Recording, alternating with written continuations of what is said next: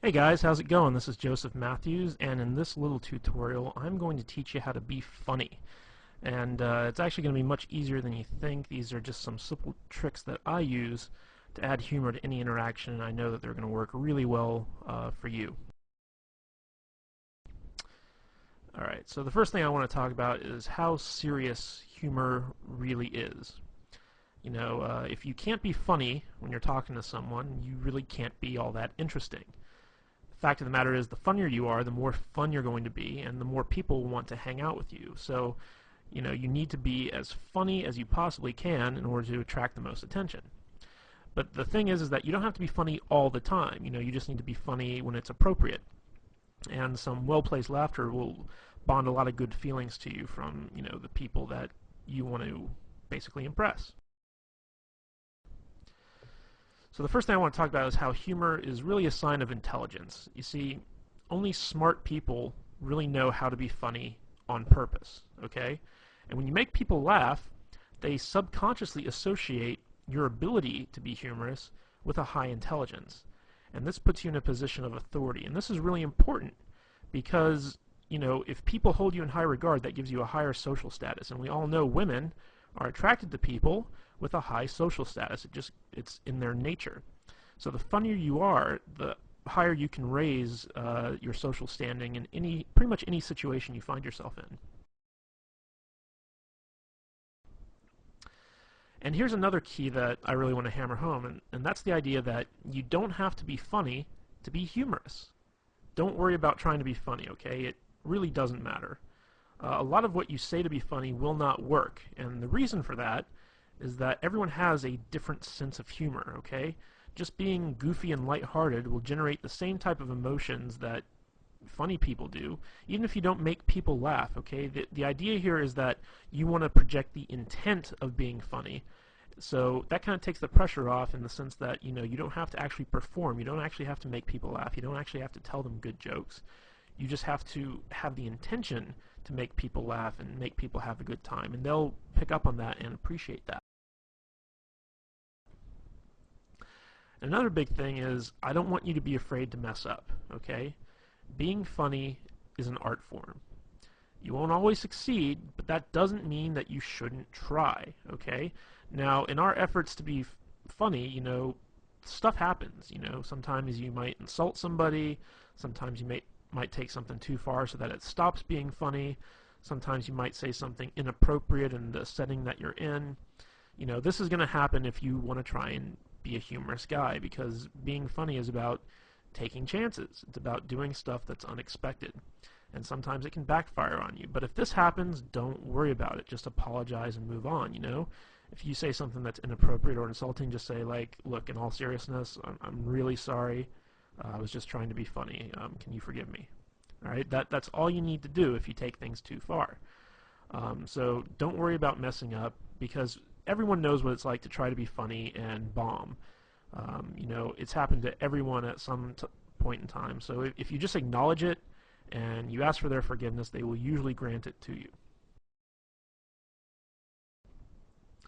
Okay, and another thing I want to point out is the fact that humor is not hard to do.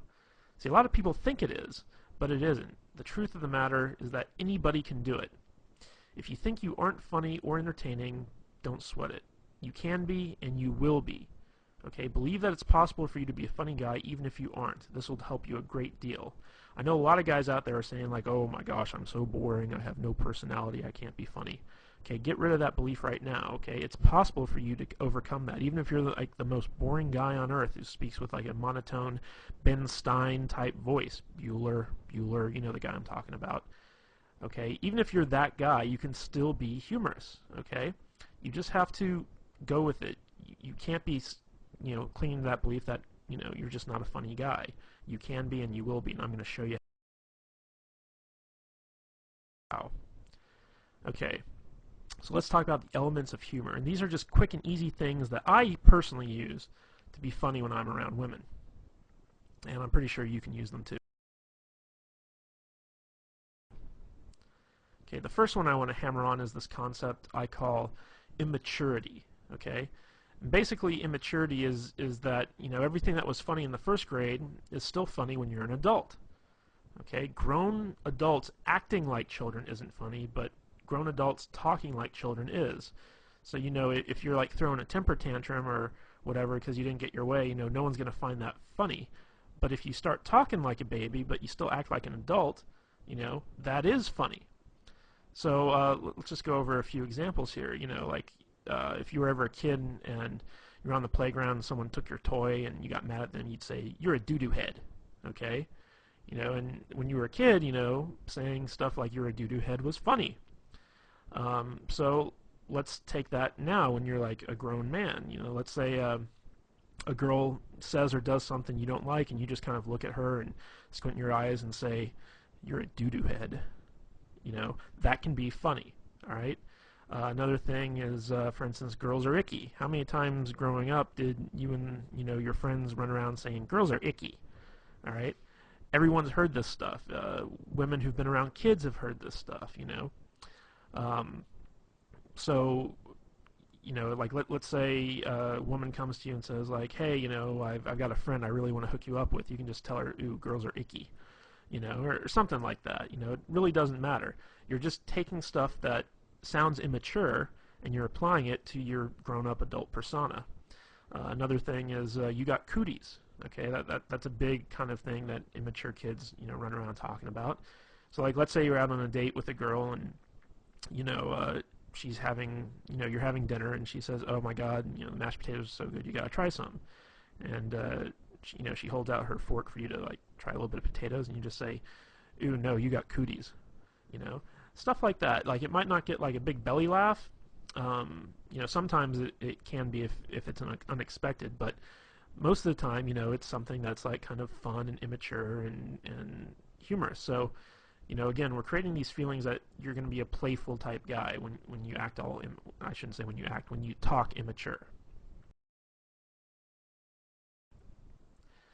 All right, the next concept I have, I couldn't think of a really good way to kind of encapsulate this with a word, so I call it going plaid.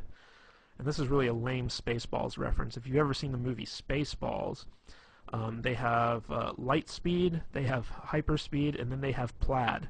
And going plaid means that you're going so fast that you actually turn the color plaid, which is like a mishmash of all these different colors. And basically, I use this concept to explain that you take a complaint or a criticism that someone makes of you, and you own it. And then once you own it, you take it way further than anyone ever really expected you to. Okay? So let me give you some examples of this. Let's say you're out with a girl and you say something kind of stupid, and she says, "You're such a dork."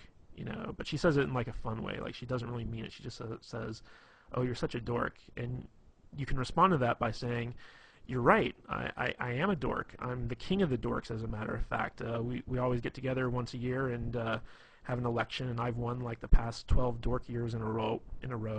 And wait till you see my massive Star Wars figurines collection back at home. It's going to make you so hot you won't be able to resist my dork-like charms." That's what I mean by going plaid, is you take something that could be considered something that's negative, and not only do you own it, but you take it to its most ridiculous extreme. So, let's say, you say something kind of funny, and a girl kind of says jokingly, "Oh my God, you're weird." Okay? And, you take that and you're like, "You're right, I'm the weirdest guy you're ever going to meet. In fact, I bottle my own urine and keep it in my refrigerator and label it based on, the time of day and, what month it was." And that's not weird at all. I just think that, it's kind of cool. So you take stuff and you bring it to an extreme, and maybe the urine thing, I just did that off the top of my head. Maybe the urine thing was going a bit too far, but you see what I'm saying. If a girl says you're weird, you say, "You're right, I am weird, but you must be weird too because you're hanging out with me." You take it, you go to the extreme. Another one is when a girl says, "Oh my God, you're so mean." This will happen a lot if you do a lot of teasing. So if you're teasing a girl, she'll be like, "You're so mean. Why are you being mean to me?" And you just look at her and you just say, because I'm a mean person. Duh. I mean, what are you, stupid? Of course I'm mean. I'm the meanest guy you're ever gonna meet. You must be a masochist because when you hang out with me, I'm gonna be so mean to you. So that's what you gotta do when you go plaid. Is you gotta own the stuff that people say about you, and you gotta take it as far as you possibly can. Okay, the next kind of concept I want to talk about is dick and fart jokes, otherwise known as racy humor. Okay? Now, a lot of guys kind of shy away from this stuff, but you can't be afraid to joke about inappropriate stuff with women. Okay? Sometimes guys are afraid that it might be too sexual and it might scare the girl off or whatever, but the fact of the matter is, girls love dirty jokes as much as guys. And, in the off chance that they don't, if it is inappropriate or it's not their type of humor, you know, once you find that out, shy away from it. Don't do it again. But, you should always not be afraid to kind of go out and give it a try. So some of the things I like to kind of lump in with the whole dick and fart joke mentality is exaggerating what women, find attractive. Okay? So, like, let's say that women like tall guys, okay? I'm not saying all women like tall guys, but let's say you meet a woman who does like tall guys, and you're like, oh my god, you're so into tall guys, like, you like the 8-foot giant people, everyone's a a midget to you because you only like guys who are like 10 feet tall. That's what you can do, and you can point out like really tall guys and be like, you see that guy right there over there? Yeah, he's not tall enough for you. Okay, he could be like, a basketball player 8 feet tall. You'd be like, no, he's not tall enough for you. You like taller guys. You like taller guys than that. So take some stuff that women like and exaggerate it. Accuse them of being sexual deviants. This always works really, really well. I don't know why, but when you look at a girl and you start accusing her of being into like some crazy stuff, one of two things will either happen. She'll either completely deny it, in which case you take it further, or she'll play along with it, in which case you take it further. Okay, so let me think of an example of this. Just be like, you could look at her and be like, oh my god, look at you. Like, I bet you're like the type of girl who loves to be like tied up and spanked. Like that totally seems like your personality. Like you're the spanking girl. You just love to spank people. Or you could also take it, be like, oh my god, like you're such a dominatrix in training, like I bet you have like a bunch of whips and chains at home and you can't wait to get me home and violate me in all sorts of different weird ways, like you're scaring me, like I really don't want to hang out with you right now. Okay, like that's the type of stuff that I mean when you talk about accusing them of being sexual deviants.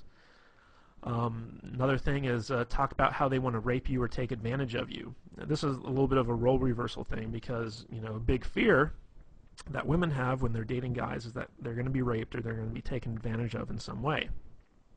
But you can actually use this to your advantage by turning it around and saying stuff like for instance, if she brings you a drink, you can say like, you didn't slip a roofie in this, did you? Because the last thing I want to do is wake up in bed and find out that you completely took advantage of me. Or if she gives you a drink, you say like, are you trying to get me drunk? Because I'm not that type of guy. Stuff like that. You want to kind of accuse her of being the one trying to get you into bed, okay, or trying to take advantage of you in some way. And this is funny, but it also has like some underlying sexual tension aspects to it, which can be really fun. Another thing is to make fun of bodily noises. Like everyone thinks fart noises are funny, and you can just sit there and be like, with your mouth just go. And then accuse her of being farting. Just look at her and be like, ew, I can't believe you. Ew. It's funny because it's obvious you're the one doing it, but you're accusing her, so, it gets some laughs. And the last one is to accuse women of having outrageous fetishes. Okay, and this is stuff that where you take the most mundane thing and you turn it into a fetish. Okay, so for instance, like let's say that you're talking to a girl and she's complaining about having to go to the optometrist to get her eyes examined, and you can say something like, you don't fool me, I know your secret, you have an optometrist fetish, like you have optometrist porn at home that you secretly jerk off to, and you can't wait to go to the optometrist because like you're in love with the optometrist. You take mundane stuff and turn it into a fetish. Like, lots of girls love to shop for shoes. So you say, like, oh my God, you have such a shoe fetish. Like, if those shoes were like a man, you'd totally have sex with them. That's what I mean by turning stuff into outrageous fetishes. Okay, recall humor. Recall humor is basically taking what was funny once and continue to have it be funny again. And this is really where inside jokes come from. So basically, take something that you both thought was funny, that you both laughed at, and reference it again whenever you want it to be funny again. Let me give you some examples of this from my own life. There's a TV show on USA Network. It's called Psych, and it's about this guy who pretends to be a psychic and helps the police solve murders or whatever. And there's a lot of really funny lines in this show. And me and a girl, she used to come over to my place and watch the show with me because I got her into it. And there was one episode where there was a line that the main character used, and he basically said, "Are you a fan of delicious flavor?" And me saying it right now, it's not all that funny, but in context, it really was. So me and the girl laughed really hard at that. And so every time I'd call her up, I'd start off the conversation by saying, "Hey, are you a fan of delicious flavor?" And she'd of course say, "Yes, I am." And I'd be like, "Well, then I got a treat for you." And then I'd talk about something cool that we were going to do. So that's a good example of recall humor, where you take an experience that the two of you shared, the two of you had a really good laugh at, and then you bring it up and you apply it to other stuff. Another example of this is if you've ever seen the movie Forgetting Sarah Marshall, which is kind of this romantic comedy. There's a part in there where this guy basically meets this other guy. He's British, and he says, "You sound like you're from London." He kind of does this impersonation of like a British accent and says, "You sound like you're from London." And I went to go see this movie with a girl, and it was out in the theaters. And this girl couldn't stop laughing when the character said that. She just thought it was the funniest thing in the world. So every time I'd get together with her thereafter, one of the first things out of my mouth is I'd look at her and I'd say, "You sound like you're from London." And she'd just start laughing and she'd smile and stuff like that. And it was fun. It was recall humor. But it doesn't always have to be like, lines from TV shows or movies or something like that. It could be something that someone said.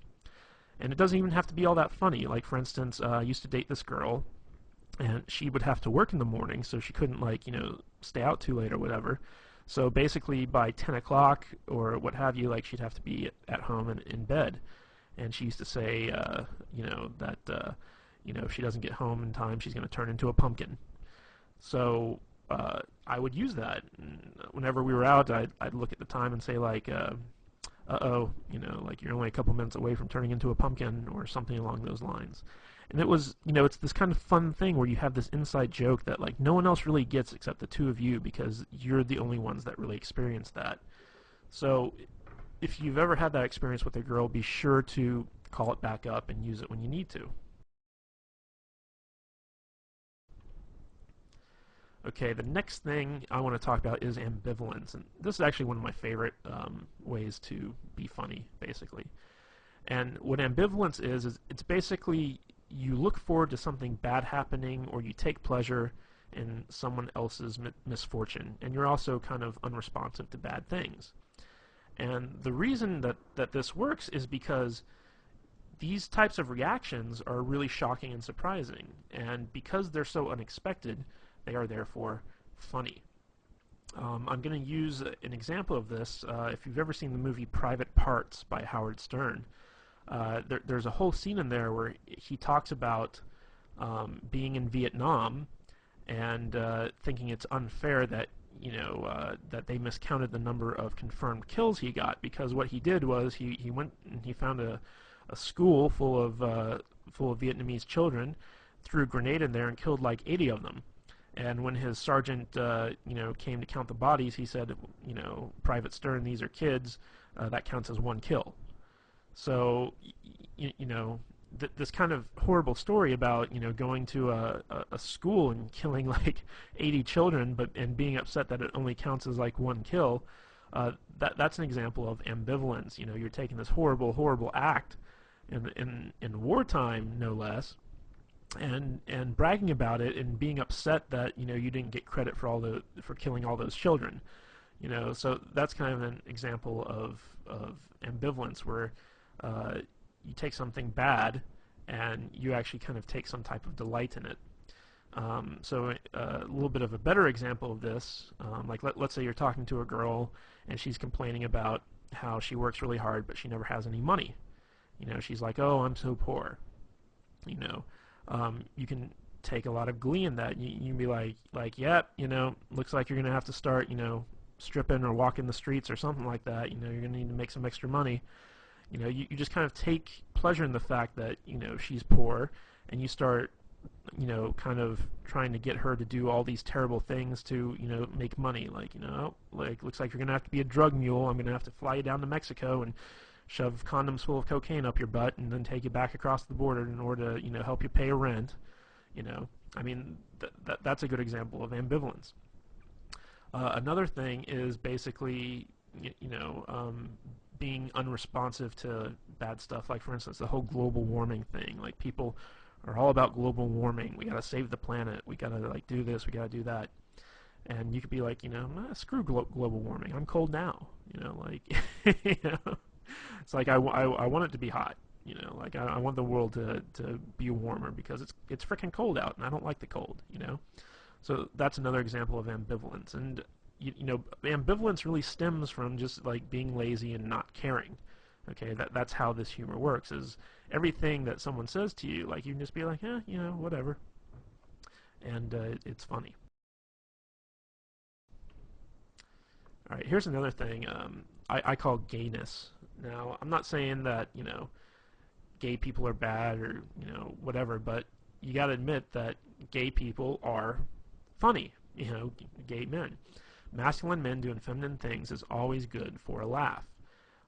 And stories are also always much funnier when they're told in a gay voice. So, whenever you're hanging out with a girl or whatever and you start talking gay, she's going to enjoy it. She's going to laugh because it's something that's like different from who you really are, which is, hopefully, a straight, heterosexual, masculine man. So, like sometimes I'll be like, hey, it's gay story time, and then like I'll tell like a normal story that I was gonna tell anyway, but just do it in a gay voice. Be like, I'll say something like, oh honey, you don't even know, like, oh my god, the thing with the thing and that guy, oh my god, I can't believe he said that. I'll just go off and I'll riff, but I'll do it in a gay voice. And women, for some reason, I don't know why, they always love it. I don't even think my gay voice is all that good, to tell you the truth, but they like it. Okay, and another great way to use gayness is to pretend to be one of her girlfriends. Like if a girl starts talking about, like something that she'd normally talk about with her girlfriend, I'll be like, wait, pause 1 minute. I'm just going to take my balls, I'm going to put them in this imaginary jar here, like, okay, I'm putting my balls away. I'm totally your girlfriend right now. Just talk to me like your girlfriend. So, sweetie, what's the problem? And then, so it'll be funny and she'll laugh and then she'll start telling me. So you can do a lot of stuff about like, kind of emasculating yourself, acting gay, talking gay, things like that, and, women like it. Okay, another thing is ridicule and teasing. Here's an interesting fact, is that people hate to be made fun of when they're the ones being made fun of. Okay, they hate ridicule when they're the target, basically. However, people love it when other people are made fun of, especially people in authority or people they personally don't like. Okay? So, let's say you're sitting down with a girl in a restaurant for dinner and your waiter's like, a real jerk, or he's not a very good waiter, or whatever. You could start making fun of that waiter. Just start, ridiculing the guy. Don't do it when he's around, but as soon as he leaves, just turn to the girl and just be like, oh my god, that guy's asshole is puckered so tight you couldn't pull a pin from it with a tractor, and she'll be like, oh my god, yeah, and that brings up another thing, is that when you make fun of other people, it creates a sort of bond between the two of you, because it's almost like you're confiding in them your dislike of something else, and you can be united in your dislike for something. So if she talks about something that she doesn't like or someone she doesn't like, pounce on that, start making fun of it, and she'll start making fun of it too, and before you know it, you two have created a bond over that. Okay? So, use ridicule to ridicule other people, but never, ever, ever ridicule yourself or the girl that you're with. Okay? When you turn ridicule on someone else, they'll tend to get defensive, or it'll lower their self-esteem or what have you. What you want to do is, if you're going to target the girl that you're with, tease her. Okay? And there's a difference between ridicule and teasing. Okay? Good-natured teasing is funny, but if you take it too far, it becomes ridicule.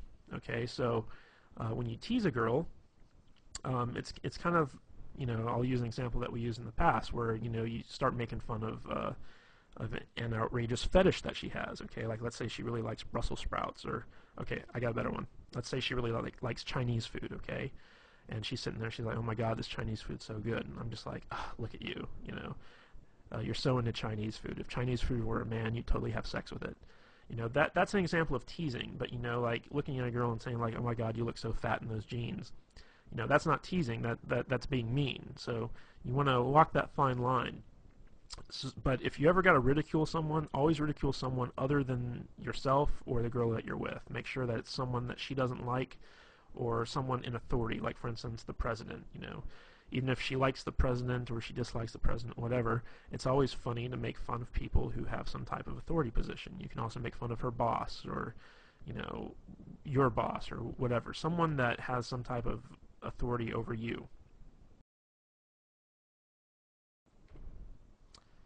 Alright, the next one that I want to talk about is impressions. Now, the fact of the matter is, everybody loves impressions, even the bad ones, okay?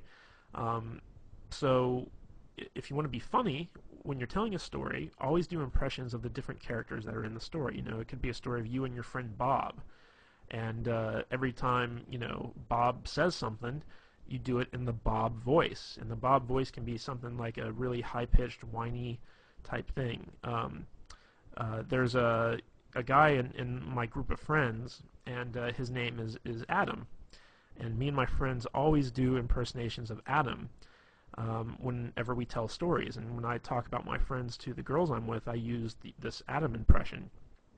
And it's kind of funny because, Adam, he has this really deep voice, but when we when we do our impression of him, we make him sound like a complete idiot. So we'll say like, yeah, yeah, I really like that, yeah. And that's our Adam voice, okay? And it totally sounds nothing like him, but it's a funny voice. So like when we tell the stories to the girls and we use our Adam voice, the girls really laugh, and they're like, does he really talk like that? And you're like, no, actually, he's got like a really deep voice, but we just like to use that voice. And before long, sometimes the girls even start doing the impressions like that. So you don't even have to worry if you can't do good impressions. Like, do bad impressions and then brag about how bad they are. So for instance, like let's say you're doing an impression of the girl you're with. Like obviously it's hard for guys to impersonate female voices, so you can just do it in a really high-pitched, shrilly voice. It's like, oh, I'm so tired, I don't want to go out. Why are you making me go out to dinner with you? I don't even like this place. You can start pretending like that's like your impression of her, and she'll be like, I don't sound like that. And you're like, I don't sound like that. And it's a bad impression, but it's funny. And another way you can do this is do impressions of celebrities or really well-known people. If you're talking about the president, do an impression of the president. Doesn't matter if it's good or not. Just take what you've seen done on TV and try and emulate it best you can. People really respond well to impressions because it's kind of like this theatrical performance. Even if it's not very good, like you're creating a whole new character that they can get into.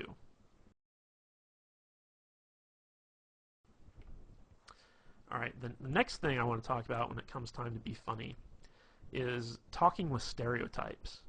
Now, all stereotypes are funny because there's always some measure of truth to them. Even if they're completely offensive and out of left field, they're still funny. So, for instance, if you're like an uptight white guy like myself, throw in some ghetto speak. When I meet up with a girl, like if I call her up on the phone, one of the first things out of my mouth is sometimes, "Hey, what's the dealio?" you know. I don't really talk like that. I don't say like, what's the dealio, you know, like it doesn't sound right coming out of my mouth. But, you know, when I'm calling up a girl and I want to be funny and playful, I use like what I like to call ghetto speak, which, you know, like ebonics and, you know, stuff like that. It's like, call her up, hey shorty, what's happening? You know, I mean, like really, you know, dumb stuff like that when it comes to me saying it. Now, on the flip side of that, if you're a ghetto black guy, talk like an uptight white guy, you know. Dave Chappelle does this really well, where he has this very white voice that he uses sometimes, and that's funny, you know, because you're kind of playing into this stereotype that white guys have like this very proper diction, and you know they're very uptight. If you're an Asian guy and you want to talk like Hong Kong Phooey, you know, with like the Asian voice, you know, go for it, because Asian guys can pull that off. Even though it's like very offensive and stereotypical, it's funny. If you're an Indian, talk like Habib, you know, like the guy from The Simpsons. It's like, thank you've come again, you know, that type of thing. And you can get away with it because you're Indian, you know. If you know other people were doing it, it might be offensive, but you got to take stereotypes and instead of being offended by them, use them to your advantage. And when you do this, you want to take those stereotypes and blow them way out of proportion, you know, like just take them to their furthest extreme. People love it. Okay, another thing is sarcasm. And sarcasm is probably the easiest type of humor to do, but it's the hardest to appreciate. The more intelligent someone is, the more they can appreciate sarcasm.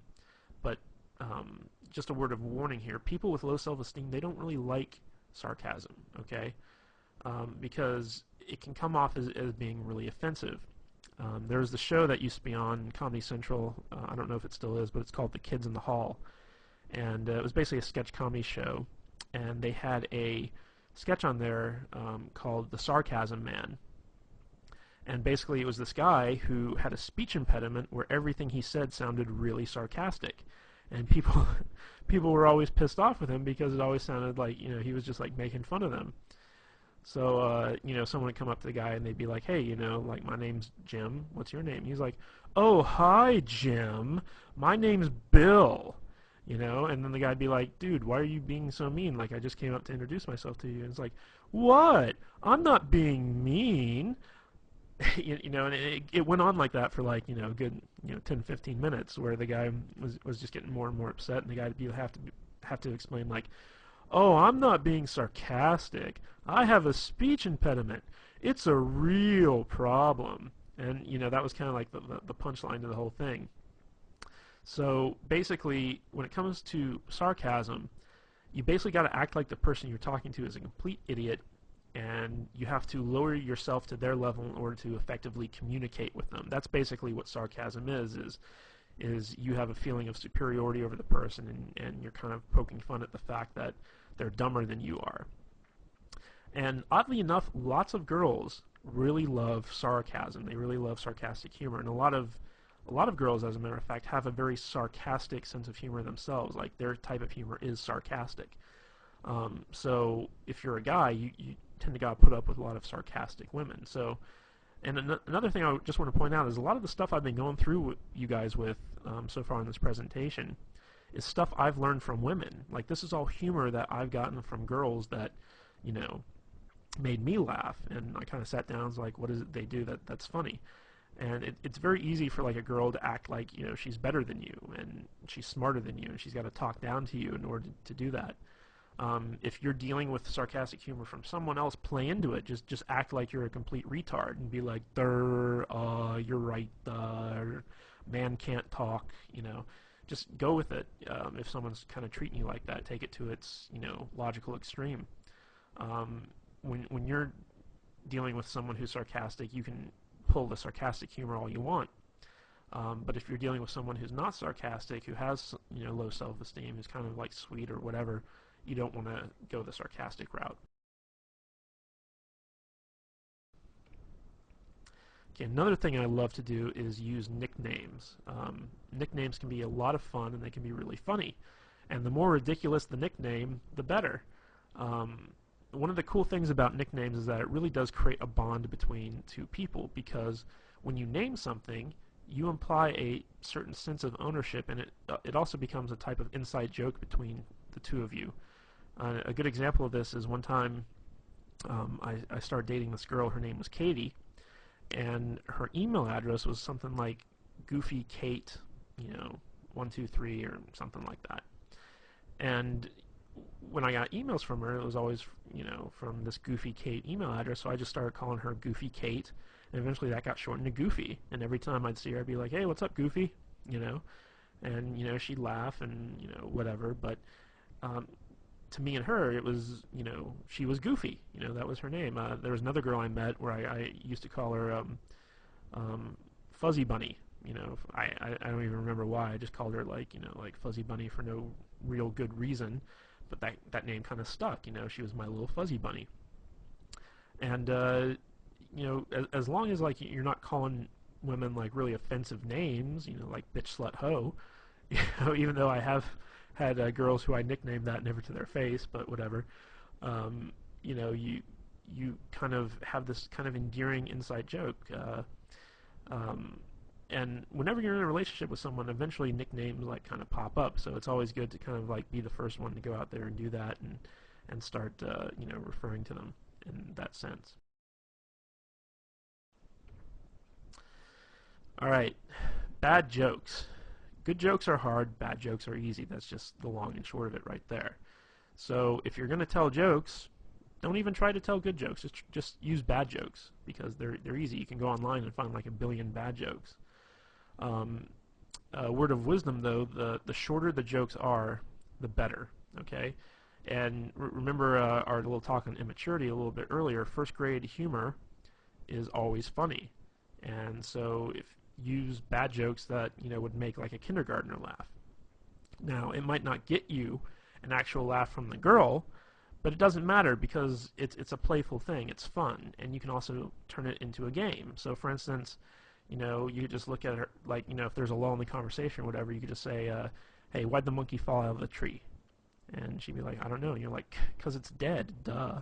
I mean that's a bad joke, but it's just something funny. And then you can be like, "Okay, your turn. It's your turn. Tell me a joke." And then she tells you a joke, and it can be a good joke or a bad joke or whatever. And then like the idea is like in the game, who can tell the worst joke. And another thing I like to lump into the bad joke category are bad pickup lines, because once you get to know a girl, like once you're past the point of meeting her and you're actually dating and stuff like that, bad pickup lines actually work.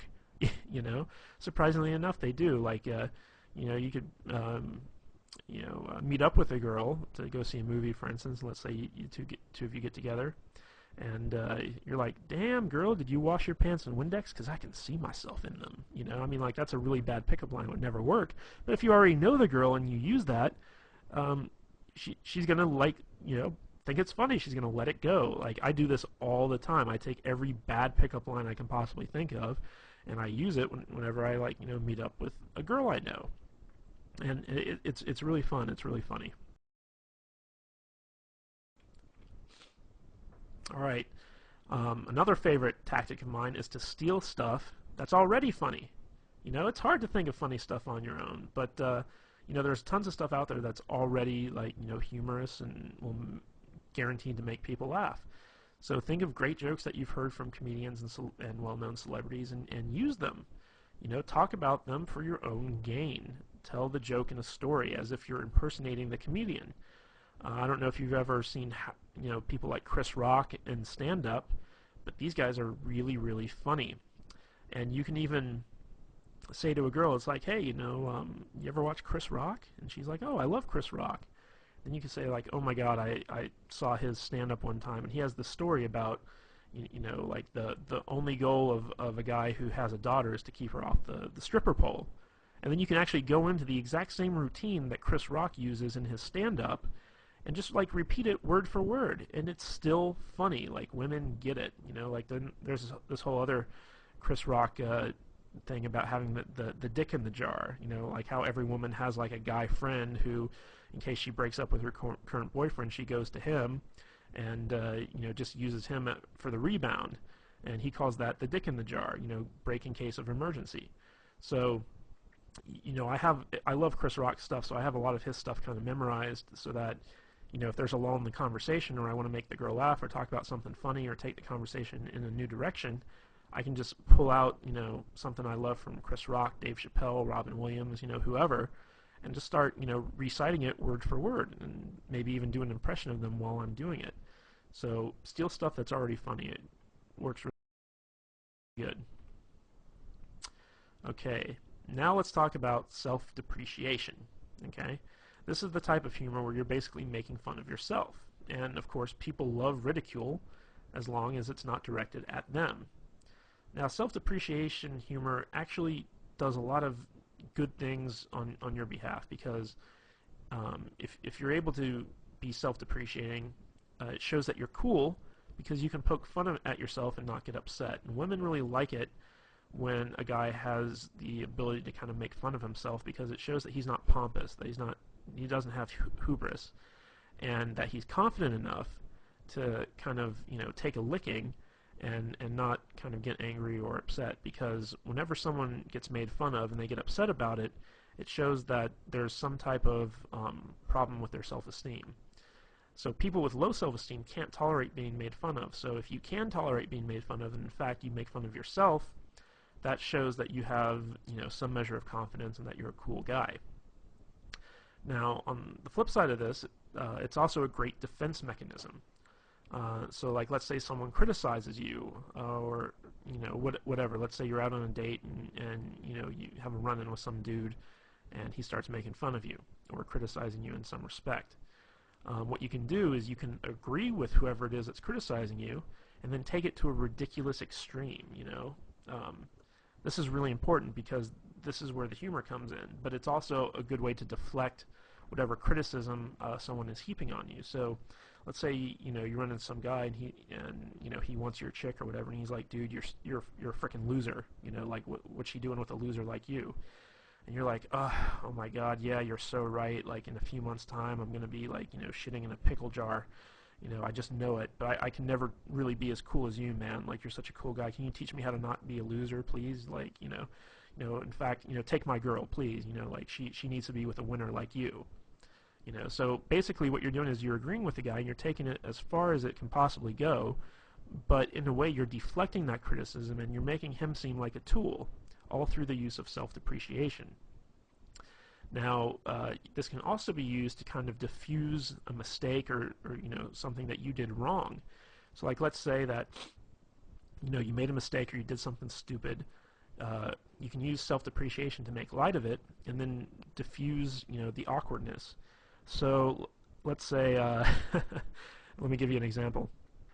One time I was out on a date and I accidentally farted, and it was very, very embarrassing. And it was one of those farts where, like, you heard it. It happened. It was there, and it was obvious that I did it. And I just looked at her and I just said, "Oh my God, I totally just farted. I'm so sorry. I've been eating a lot of red meat too, so it's going to be a really nasty one. So hold your nose. Go on, plug it up. Hold your nose. If you smell this, you'll break up with me. I just know it. It's the type of fart that could end a marriage." I basically I pointed out the fart, and I just let it go and wouldn't let go of it. I took it to the extreme. I was just like, oh, it's going to be so nasty. Like, I've been eating all the wrong foods. It's going to be disgusting. You're going to break up with me because it smells so bad. It's just terrible. And so, like, I turned what was really kind of an awkward situation to something where she just couldn't stop laughing, And again, that was that kind of led into some recall humor later on, where it was like the fart that would end a marriage. And, she'd say stuff like, well, you farted in front of me and I still didn't break up with you. And I'd be like, oh, yeah, what's wrong with you? So you can use stuff like that.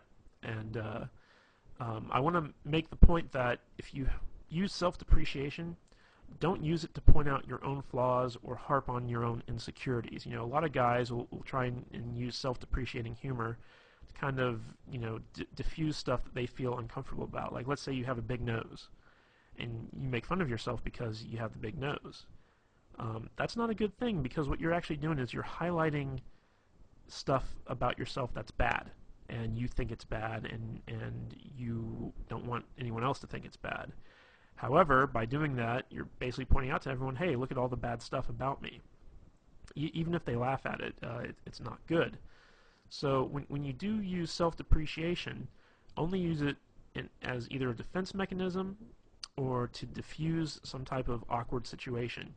Don't ever use it to point out the fact that, you have something wrong with you. Like, for instance, I'm not a very thin guy, I'm a little bit overweight.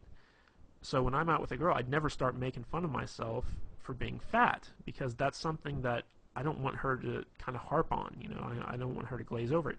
Now, if someone else calls me fat, then I'll go along with it. I'll just be like, oh my God, you're so right. Like, I'm totally like one step away from being Jabba the Hutt, I'm going to need a slave girl really soon, So if someone else points it out, then that's when you use the self-depreciating humor, but you never bring it up on your own accord because you're insecure about it, okay? Most of the time, people won't even notice stuff that you're insecure about until you bring it up, and then they can start holding that against you because they know that, you're kind of wishy-washy on it. So, just as an aside, never use self-depreciation to point out your own flaws or harp on your own insecurities. But the biggest key to being funny is to have fun. If you have fun, the humor will come naturally, okay? If you're just able to sit back and relax, not worry about anything, not worry about censoring yourself, not worrying about messing up, you will naturally, if you're an intelligent person, which I'm fairly certain that you are, be a funny person. You'll pick up on stuff, you'll crack jokes, you'll have a good time. Remember, humor is all about feelings. It's not about really getting a response. It's not about making people laugh. It's about making people feel good. The better you can make people feel, the more they'll like you, and the more personality you'll display. Even if you're not a funny guy, just be super, super positive. People like positivity. And if you can mix that positivity in with some fun every once in a while, people will like you even more. So out of everything I told you about, if you can't even remember one of those little concepts about how to be funny, just have fun. The more fun you have, the more naturally funny you'll be, and the easier it'll be to make people laugh and have a good time with you. Alright guys, that's all I have for the video. I hope you really enjoyed this thing. Like I said, I got most of this material, most of these concepts from girls who use them on me. So this is stuff that I know for a fact girls respond to. I use all this stuff in every one of my interactions, and I always get a good response from it. So if you need to, watch this video as many times as you want, learn the concepts, and actually go out and start using them, and you'll be absolutely amazed to see the type of responses girls give you. Alright guys, this is Joseph Matthews, and I'll catch you later.